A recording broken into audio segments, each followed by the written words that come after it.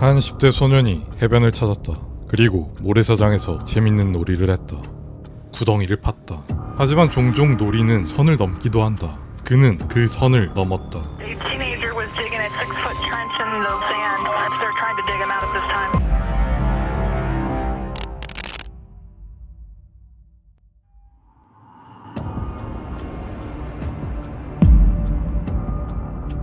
미국 캘리포니아주 오렌지 카운티 남부에 위치한 뉴포트 비치라는 해안 도시가 있다. 뉴포트 비치는 한때 항구였지만 지금은 주로 휴양지로 활용되고 있다. 연간 약 730만 명이 이곳에 휴양을 하러 몰린다. 이곳에 방문한 한 소년이 있었다. 2011년 8월 11일 17세의 매트 미나는 활발한 성격에 장난기 있는 평범한 10대 소년이었다. 캘리포니아에 있는 이모 집에 놀러와 사촌들과 함께 뉴포트 비치로 휴가를 떠났다. 사실 매트는 해변에 가는 걸 별로 내켜하진 않았는데 사촌형 26살의 에안 알페로스가 예쁜 여자애들이 많다는 말로 그를 설득해 뉴포트 비치로 그들은 떠났다. 해변엔 많은 사람들이 물놀이를 즐기고 있었고 그때 당시의 온도는 26도 정도로 추정되는 딱 좋은 온도였기 때문에 물놀이를 마치고 모래사장에 누워 몸을 햇빛에 말리고 있었다. 그때 사촌 중 누군가 그 말을 꺼냈다. 모래사장을 파보자. 씩 웃으며 그 말에 반응한 매트는 당장 모래를 파기 시작했다. 이유는 단순했다. 재밌으니까. 누구나 한 번쯤 어렸을 때 해변에서 이런 놀이 많이 해봤을 것이다. 그렇게 단순하지만 확실한 이유로 매트는 맨손만으로 어느새 허리까지 들어갈 정도로 깊은 구덩이를 만들었고 곧 머리까지 들어갈 정도로 깊은 구덩이를 파게 된다. 사촌들은 그 모습에 놀라면서 즐거워했고 매트도 그저 재밌어했다. 그리고 매트는 여기서 멈추지 않고 한술 더 뜬다. 그리고 그것이 시작이었다.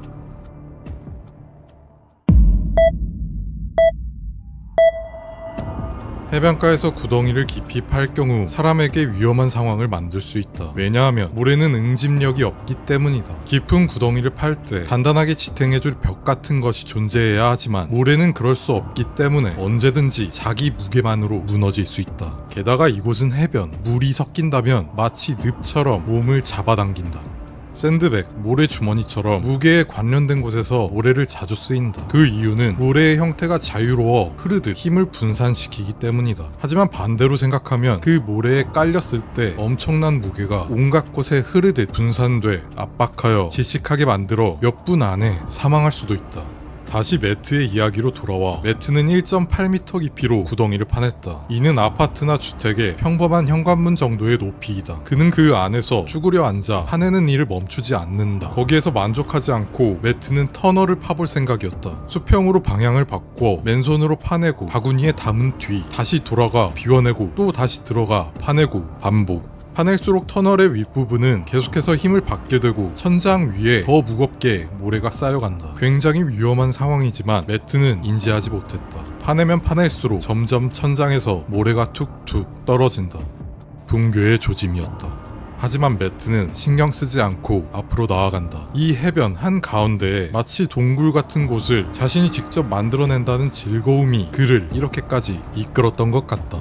그렇게 맨손으로 파내며 가던 그 순간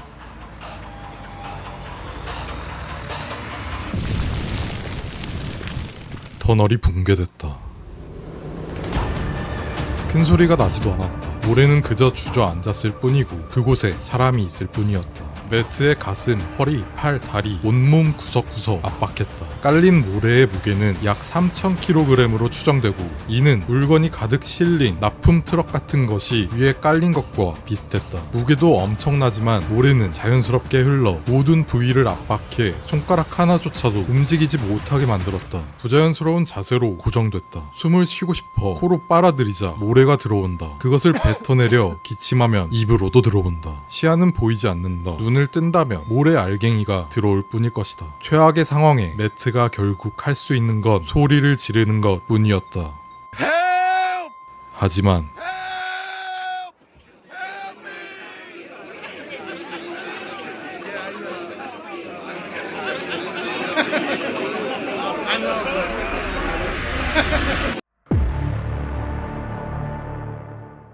매트의 사촌 형 에안 알페로스는 해변에서 놀다가 매트를 찾았는데 그가 안 보이자 뭔가 이상하다고 생각했다. 구덩이를 파던 그곳에 있겠지라고 생각하며 가볍게 걸어가 봤는데 이상하게도 구덩이의 흔적은 전혀 보이지 않았고 그 위를 사람들이 밟고 다니고 있었다. 주변을 둘러봐도 매트가 전혀 보이지 않자 에안은 곧 안 좋은 예감이 머리를 스쳤다.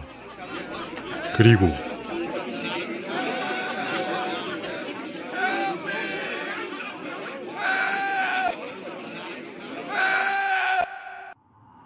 (2m) 아래에서 닿지 않던 목소리가 해변을 울렸다. 에안이 도와달라는 말을 크게 외쳤다. 에안의 절박한 목소리에 사람들이 반응했다. 사촌 동생이 구덩이를 파다 깔린 것 같아요 라는 말에 사람들은 놀라 911에 신고했다. 그리고 사람들이 에안에게 상황을 물어보고 이 근처에 깔린 것 같다는 말에 많은 사람들이 그곳을 파헤치기 시작했다. 그 모습에 라이프 가드를 포함한 여러 사람들이 더 모여 구조 작업을 진행한다. 어른, 아이 할 거 없이 자신이 가진 모든 것을 동원해 파헤쳤다. 많은 사람들이 구조를 동참해주는 것은 감사한 일이지만 잘못하면 혼돈이 올 수 있기 때문에 질서를 유지해야 했다. 경찰관과 소방서의 구조대원들이 도착해 질서 유지를 도왔다. 그리고 모래를 파내는 것이 그리 쉽진 않았다. 파내면 흘러내려 다시 안으로 들어가는 모래의 성질 때문이었다. 일자로 파면 또 재차 붕괴돼 2차 사고가 나는 것을 방지하기 위해 넓은 반경으로 파냈다. 그렇게 30명가량의 사람들이 열심히 구조 작업을 진행하고 있지만 구조대원이 매트가 심각한 뇌손상이 올 수 있다고 예측하는 시간인 10분을 훨씬 넘어 25분째 매트의 털끝 하나도 발견하지 못한다. 모래 1.8m 아래. 결론부터 말하자면 매트는 이미 의식을 잃었다. 아마 깔린 지 1에서 3분 만에 의식을 잃은 것으로 추정된다. 지금은 이미 30분째 심각한 뇌손상을 우려해야 할 정도였다. 3000kg의 모래가 압박해 폐가 확장할 수 있는 공간이 확보되지 않아 숨을 못 쉬고 거기에 갈비뼈 골절, 내장 손상, 흉부 압박으로 인한 심장 정지 위험 등 치명적인 상황으로 이어질 수 있다. 매트는 터널을 파낼 때만 해도 이런 위험한 상황이 닥칠 것이라곤 눈꼽만큼도 생각하지 못했다.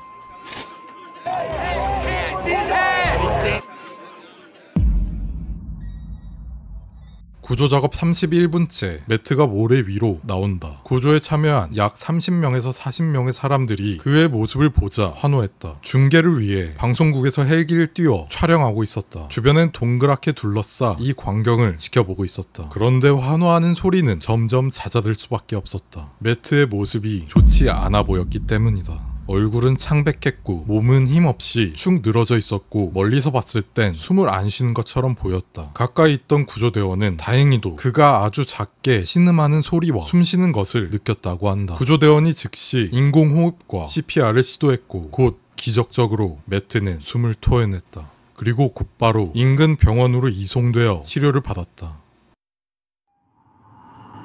병원으로 이송된 매트는 3시간 만에 의식을 되찾았다. 조금만 늦었어도 뇌손상, 더 늦었으면 사망까지 충분히 이룰 수 있었다. 천운인지 그의 생존 본능인지 그는 머리를 구부려 작은 에어포켓을 만들어 호흡할 공간을 만들었고 이것이 그가 30분 넘게 버텨낸 결정적 요인이라고 분석했다. 그는 당일 퇴원을 할 정도로 큰 이상은 없었다고 한다. 매트는 자신이 구조됐다는 사실 자체가 기적이고 수많은 도와주신 분들에게 감사를 표했다. 자신은 무조건 죽었다는 생각을 하며 의식을 잃었는데 그 깜깜한 상태에서 뭔가 사람들의 소리를 들었다고 했다. 그리고 구조 도중 사촌형 에안은 급하게 모래를 퍼내다 자신도 허리까지 묻혀서 다른 사촌이 구조해줬다고 한다. 사고 일주일 후 매트와 부모님은 뉴포트 비치 소방서를 찾아가 구조대원들에게 쿠키를 선물하며 거듭 감사를 표했다고 한다.